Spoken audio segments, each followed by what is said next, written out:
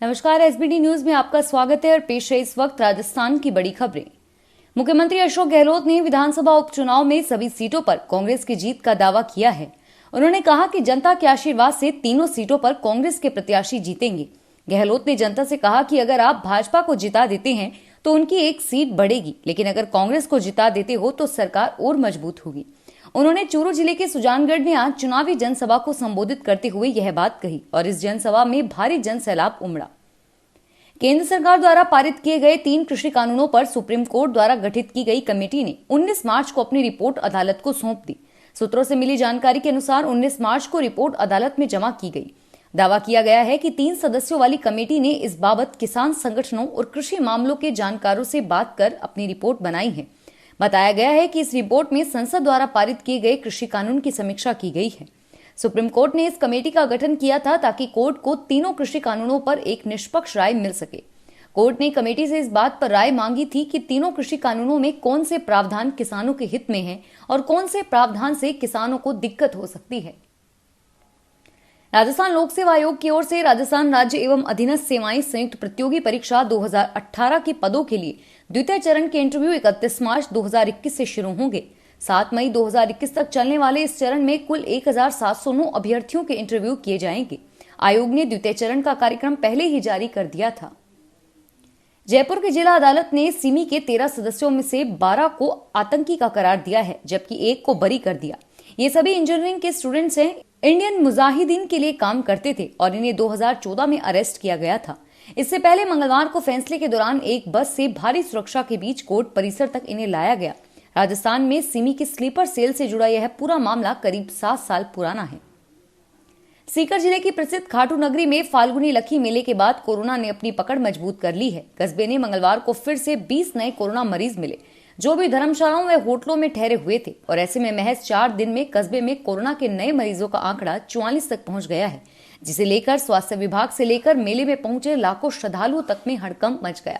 स्वास्थ्य विभाग ने हालांकि मरीजों को ट्रेस कर उनके उपचार की कवायद शुरू कर दी है, लेकिन कस्बे में जीरो मोबिलिटी वाले क्षेत्र में अब भी लोगों की बिना मास्क खुली आवाजाही जारी है।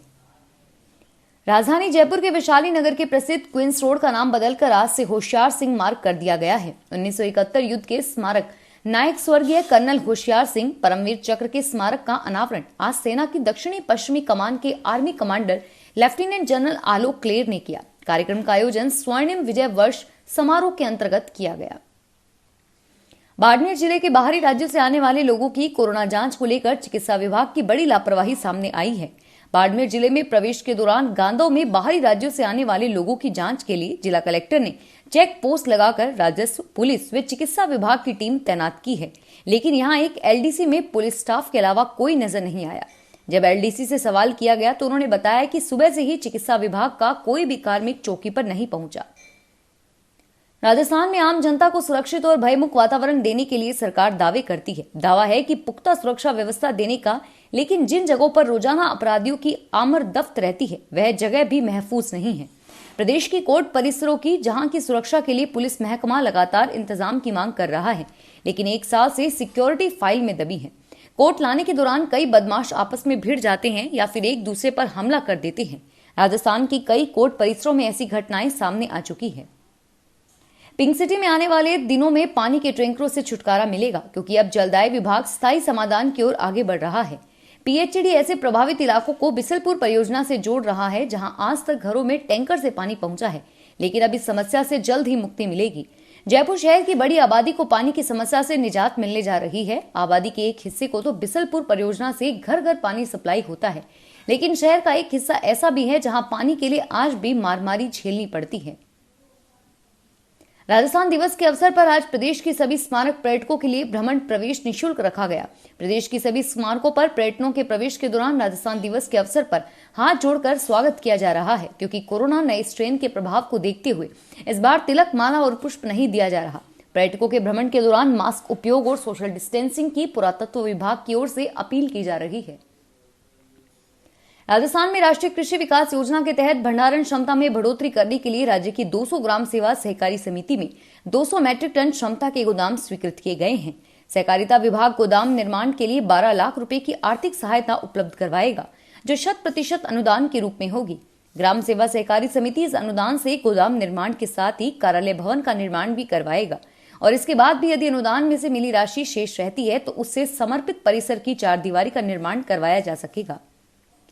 कोटा जिले के सभी निजी स्कूलों को 5 अप्रैल तक अपनी प्रोफाइल अपडेट करनी होगी और इसके बाद ही वे आरटीई की निःशुल्क प्रवेश प्रक्रिया में भाग ले सकेंगे। प्रारंभिक शिक्षा विभाग के एडीओ नरेंद्र शर्मा ने बताया कि पहले निजी स्कूलों की प्रोफाइल अपडेट करने की अंतिम तिथि 25 मार्च थी और इसे बढ़ाकर 5 अप्रैल कर दिया गया, क्योंकि पहली बार कोटा में 2 नगर निगम हो गए हैं। नवीन परिसीमन में वार्डों की संख्या बढ़ गई है और ऐसे में कई स्कूलों के वार्ड भी बदल गए। राजस्थान में जाति प्रमाण पत्र जारी करने की व्यवस्था 1 अप्रैल से बदल जाएगी। जाति प्रमाण पत्र के लिए आवेदन करने का सरल तरीका उपयोग में लिया जाएगा। इससे आमजन को फायदा होगा। आवेदन के समय अब ई मित्र केंद्रों पर हार्ड कॉपी जमा नहीं करवानी होगी। वर्तमान में आवेदन करते समय दस्तावेजों की संख्या अत्यधिक हो जाती है और इसके लिए आवेदक को ऑनलाइन प्रस्तुत करना होता है। इससे आवेदक को जाति प्रमाण पत्र लेने में कठिनाइयां होती है। कोटा जिले में होली पर कोरोना का संक्रमण धमाल मचा रहा है। बीते 29 दिन में कुल संक्रमितों का आंकड़ा 1167 पर पहुंच गया है और इसमें कोविड अस्पताल वापस मरीजों से फुल होने लगे हैं। कोरोना मरीजों की संख्या बढ़ने से अस्पताल प्रशासन ने 7 बेड या नया टीबी वार्ड मरीजों की भर्ती के लिए अलग से खोला है। इससे पहले cardiac, emergency, swine flu, surgical ICU ward full चल रहे हैं।